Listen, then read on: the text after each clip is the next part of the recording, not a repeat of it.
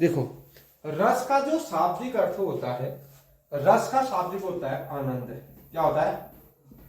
आनंद।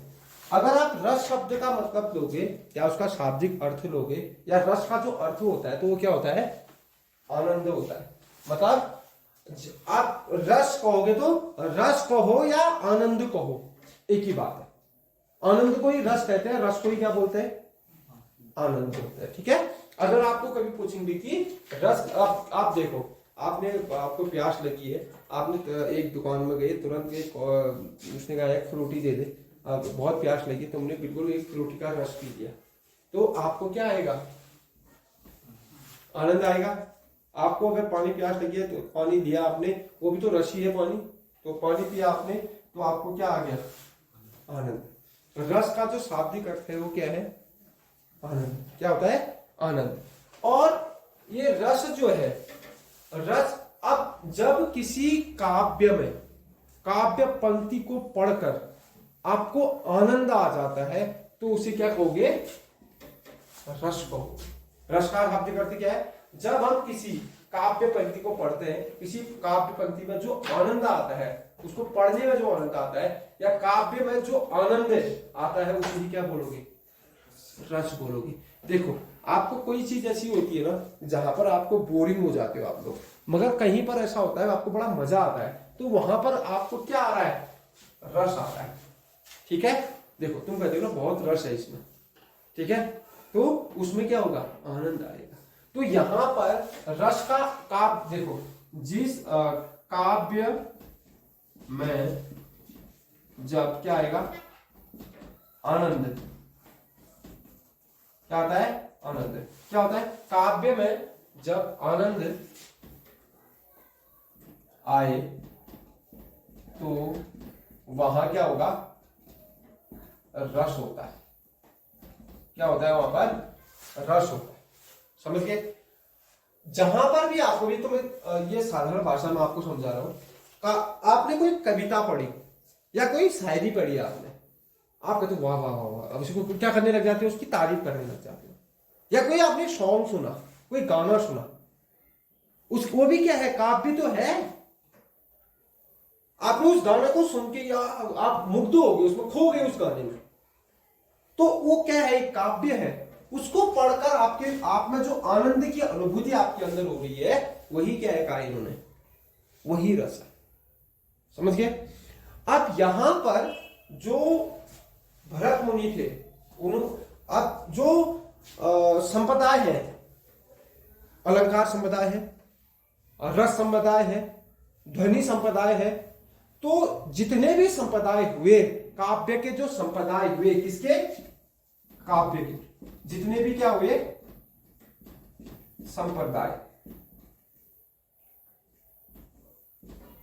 जितने भी संप्रदाय काव्य के हुए, उसमें सबसे पुराना कौन सा है? रस संप्रदाय है। क्या है? रस संप्रदाय सबसे पुराना संप्रदाय है। पहला प्रश्न यहीं पर बन जाता है आपका कि सभी संप्रदायों में, काव्य की सभी संप्रदायों में सबसे पुराना संप्रदाय कौन सा है? रस है। रस सबसे पुराना क्या है? संप्रदाय। समझ गए?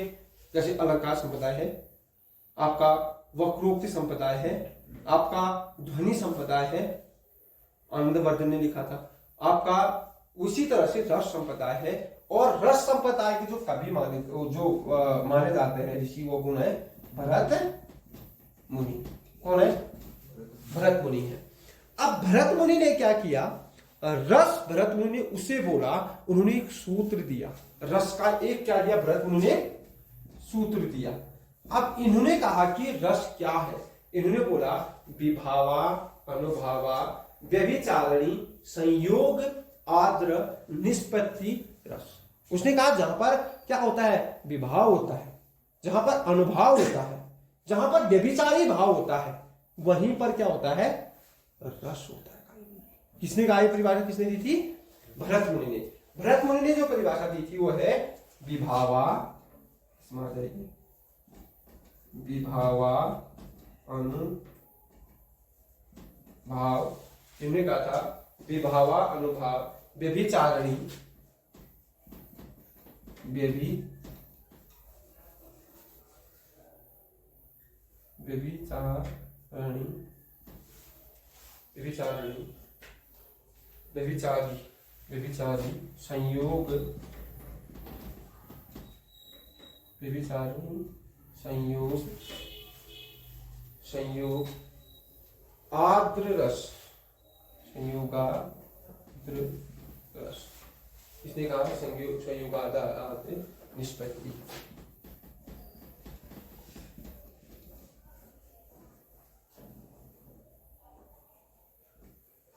ये किसने बोला?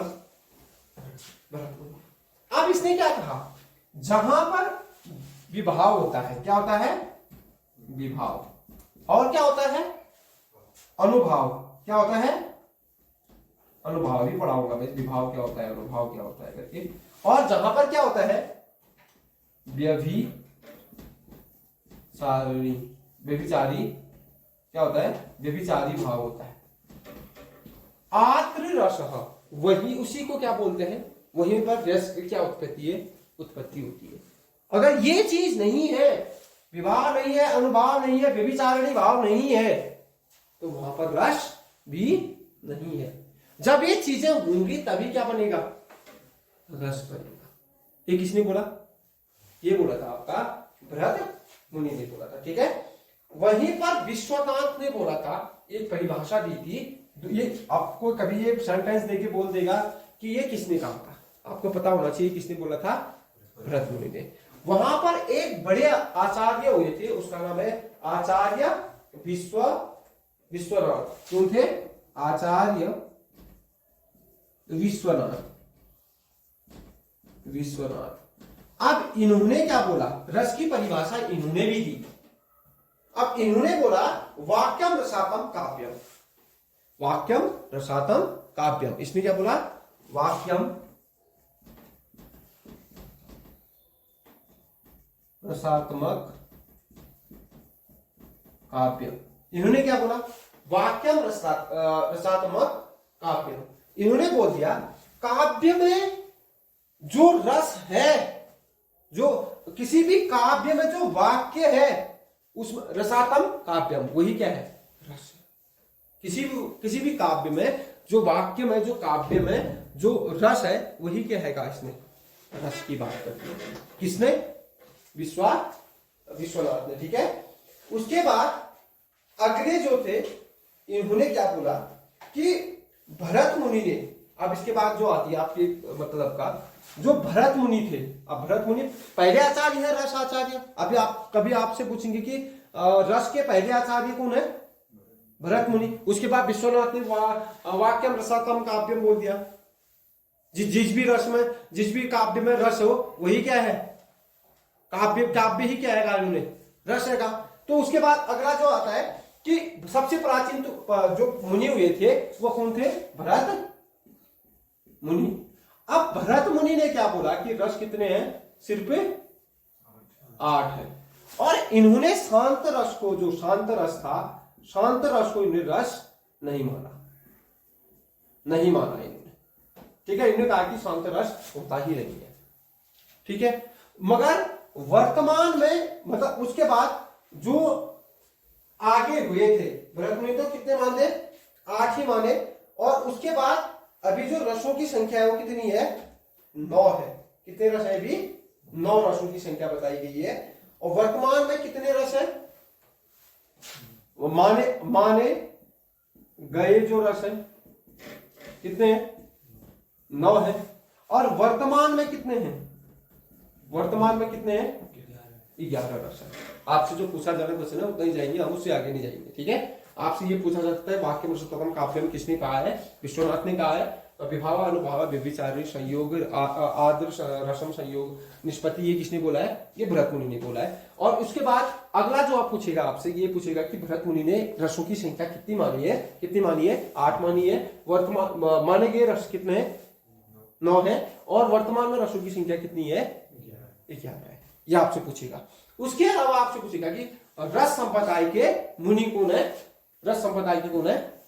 भरत मुनि है, ठीक है। इस तरह से चलो इतना लिखो पहले।